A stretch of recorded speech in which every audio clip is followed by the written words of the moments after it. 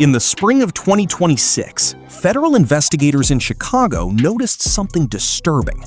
Cases that looked completely unrelated, missing teenagers, gang violence, drug trafficking, illegal firearms, and online child exploitation, kept crossing paths. At first, they appeared to be separate investigations handled by different agencies. But the deeper analysts looked, the more they realized the same criminal networks were appearing again and again. It wasn't one major case. It was dozens of dangerous cases connected by the same people. For months, the public had no idea what was happening behind the scenes.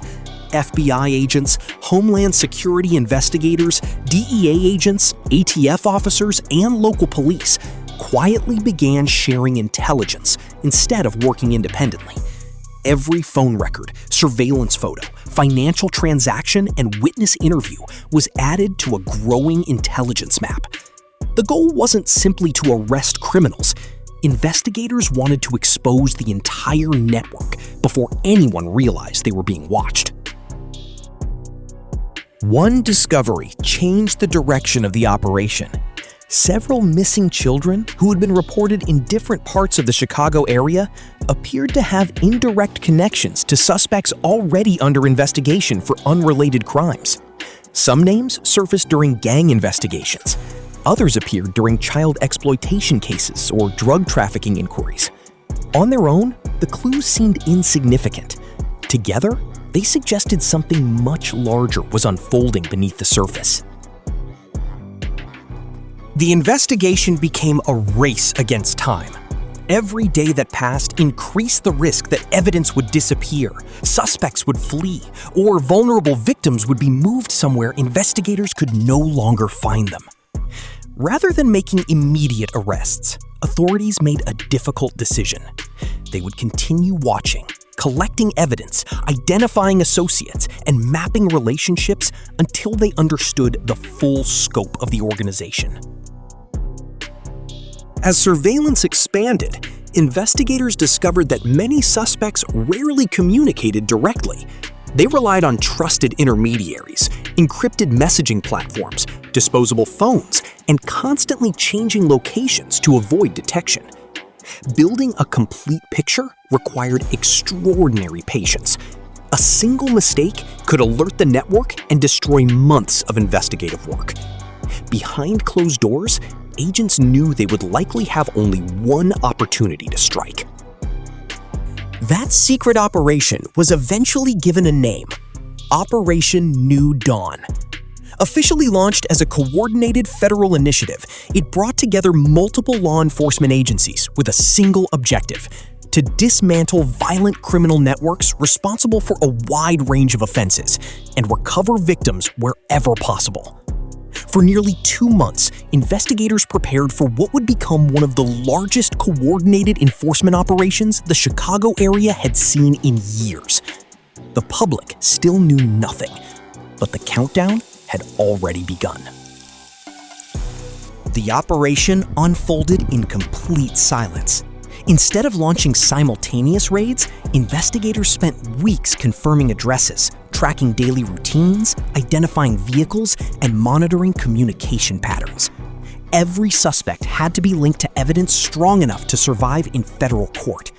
The mission was no longer just about making arrests. It was about ensuring that once the network was exposed, it could not simply rebuild itself.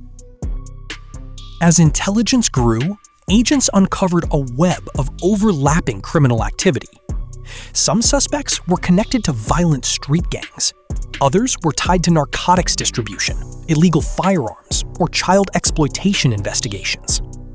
Each new lead pointed toward another suspect, another location, another piece of evidence.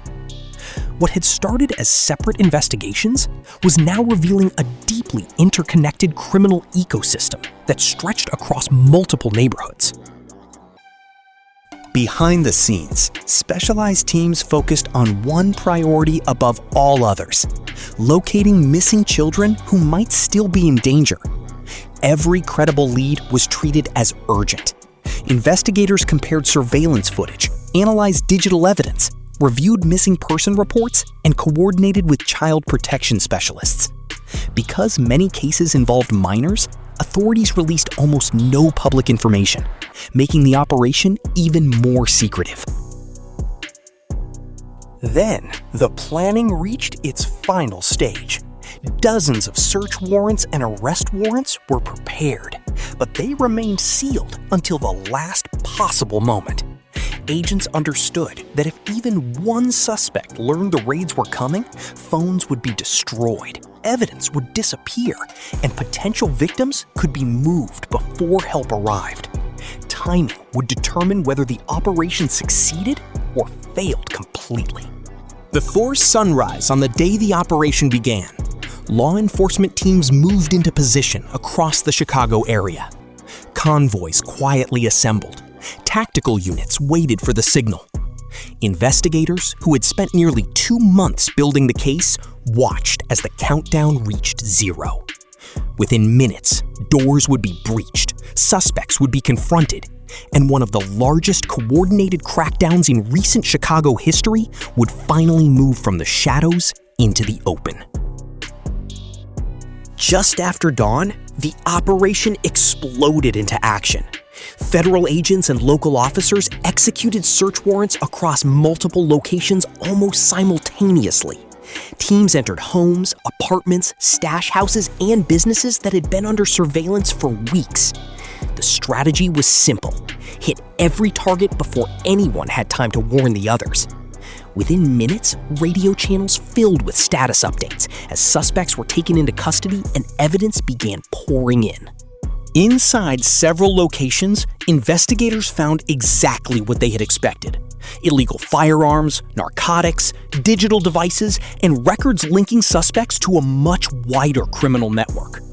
Every seized phone, laptop, and storage device represented another trail to follow.